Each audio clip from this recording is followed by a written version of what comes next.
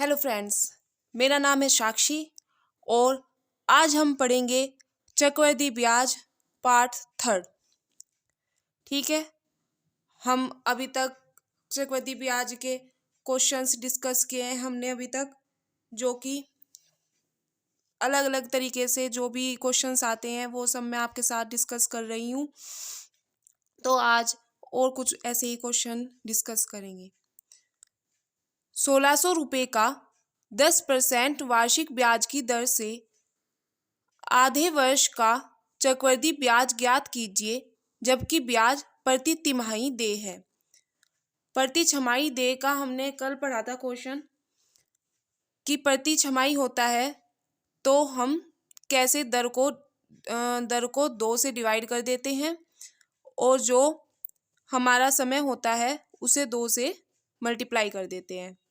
ठीक है, तो यदि हमारा ये ब्याज प्रति तिमाही देय है तो हम क्या करेंगे ये देखते हैं। देखो, मूलधन हमारा हो गया 1600 रुपये, दर हो गई हमारी 10% वार्षिक, 10% वार्षिक दी हुई है हमें।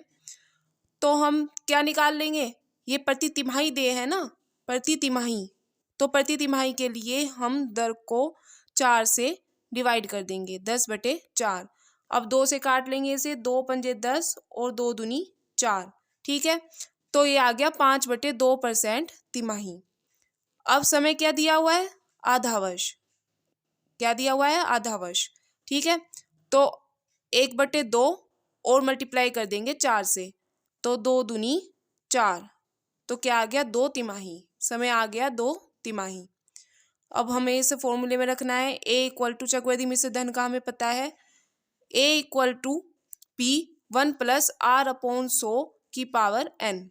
A मिश्र धन है, P मूलधन है और 1 + R दर है और अपॉन में 100 और n हमारा समय है। ठीक है, तो मूलधन हमारा कितना दिया हुआ है, 1600 रुपये। तो P रख लिया 1600, 1 प्लस जो हमारी दर है वो 5/2 है, तो 5/2 और 100 है यहाँ पर, और समय हमारा 2 तिमाही है, तो आ गया 2, पावर में आ गई 2, तो 1600। अब हम ये क्या करेंगे, 5 से काट लेंगे, 5 दूनी 10 और 0। ठीक है, तो 1 + 1/40 का स्क्वायर, इसका एलसीएम ले लेंगे तो ये आ जाएगा 40 और प्लस में 1, 41/40 का स्क्वायर। ठीक है, स्क्वायर है तो 2 बार गुना हो जाएगी। 1600 × 41 × 41/40 × 40। ठीक है, अब इसे कट कर लो, एक 0 से एक 0 कट हो गई, दूसरी 0 से दूसरी हो गई, और 4 चौक 16 और ये 4 से 4 कट हो गया, तो 41 × 41 करेंगे तो आ जाएगा 1681 रुपये। ये आ गया हमारा मिश्र धन। हमें क्या निकालना है, चक्रवृद्धि ब्याज। तो चक्रवृद्धि ब्याज का फॉर्मूला क्या होता है, चक्रवृद्धि मिश्र धन माइनस मूलधन। अब मिश्र धन हमारा आ गया 1681 और मूलधन है हमारा 1600 रुपये। तो 1681 में से 1600 माइनस कर दिया तो क्या आ गया, 81 रुपये। ठीक है, जो मेरी वीडियो को पहली बार देख रही हूँ तो चैनल को सब्सक्राइब करें, लाइक करें और बेल बटन को दबाना ना भूलें। ठीक है, क्योंकि अब हम ऐसे ही इंटरेस्टिंग चैप्टर्स लेते आएंगे और रोज़ हम कुछ ना कुछ नया करेंगे। तो आप चैनल से जुड़े रहने के लिए सब्सक्राइब बटन को दबाना ना भूलें। अब हम ये नोट कर लेते हैं कि क्या जब ब्याज प्रति छमाही देय है, ये इम्पोर्टेंट है, इसे नोट कर लो कि जब ब्याज प्रति छमाही देय है तो क्या करते हैं कि जो समय होता है वर्षों में दिए गए समय को 2 गुना कर देते हैं और वार्षिक दर का आधा, जो दर होती है उसका आधा कर देते हैं, का प्रयोग करते हैं। ठीक है, जब ब्याज प्रति तिमाही देय है तो क्या करेंगे, वर्षों में दिए गए समय को 4 गुना कर देंगे तथा वार्षिक दर का चौथाई करते हैं। ठीक है, तो ये हम यदि छमाही देय है तो समय को 2 गुना करेंगे और दर को आधा कर देंगे, और जब तिमाही देय है तो समय को 4 गुना और दर का चौथाई करते हैं। ठीक है। अब हम और कुछ क्वेश्चंस करते हैं जो कि जनसंख्या के बारे में है। ठीक है, ये क्वेश्चंस हैं। एक शहर की जनसंख्या 80,000 है। पहले वर्ष जनसंख्या में 10% की वृद्धि हुई और दूसरे वर्ष 5% की कमी हुई। प्रारंभ से 2 वर्ष बाद शहर की जनसंख्या ज्ञात कीजिए। ठीक है, तो इन्होंने दे दिया कि पहले वर्ष तो 10% की वृद्धि हुई है और दूसरे वर्ष 5% की कमी हुई है। तो हमें शहर की जनसंख्या निकालनी है 2 वर्ष बाद। तो दूसरे वर्ष बाद जनसंख्या जो हमारी होगी वो हम इस तरीके से निकाल लेंगे। जो हमें वर्तमान जनसंख्या दी हुई है और जो हमारी दर में वृद्धि हुई है उसे तो 1 में ऐड कर देंगे और जो दर में कमी हुई है उसे 1 में से माइनस कर देंगे। ठीक है, वर्तमान जनसंख्या इंटू 1 प्लस दर में वृद्धि इंटू 1 माइनस दर में कमी। ठीक है, तो वर्तमान जनसंख्या हमारी कितनी दी हुई है? 80,000 लिख ली हमने। और 10% की वृद्धि हुई तो 10/100 और 5% की कमी हुई तो 1 माइनस 5/100। ठीक है, एक जीरो से एक जीरो कट हो जाएगी और ये हो जाएगा 5 दूनी 10 जीरो, या फिर इसे हम डायरेक्ट भी कर सकते हैं। तो 80,000 इंटू ये कितना हो जाएगा?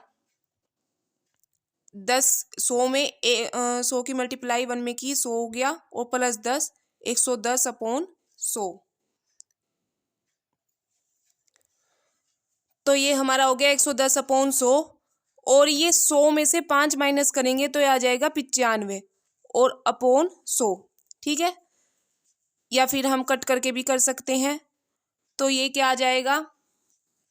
यदि हम कट करके करें तो ये आ जाएगा 80,000।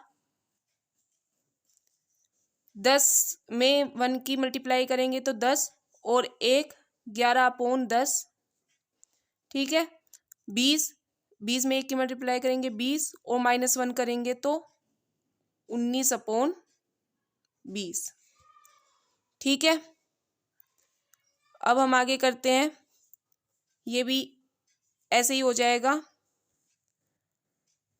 ये तो आ गया 11/10 और ये काटेंगे तो ये भी यही आ जाएगा 19/20।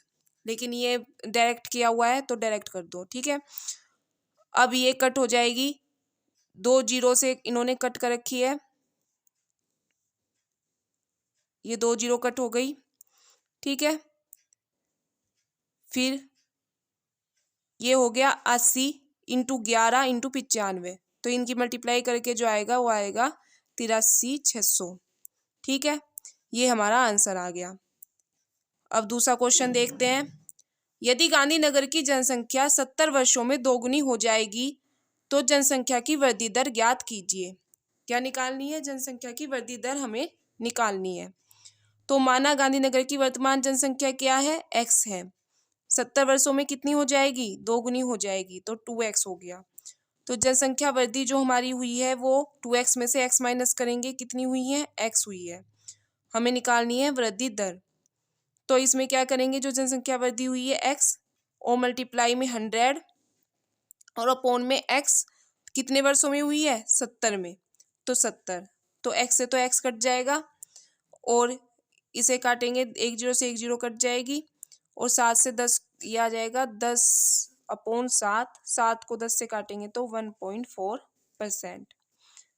ठीक है, ऐसे हम क्वेश्चंस कर सकते हैं जनसंख्या वाले। ये जनसंख्या वाले, ये वाले जो वृद्धि हुई और कमी हुई, ये क्वेश्चंस तो यूपी टेट और सी-टेट में भी आते हैं। ठीक है, जो कि हम बाद में करते हैं बीएड के बाद। और जो ये क्वेश्चंस हैं ये सभी क्लासेस में आते हैं। तो आप ये वीडियो ज़रूर देखें, आपके लिए बहुत लाभदायक होगी। Thank you.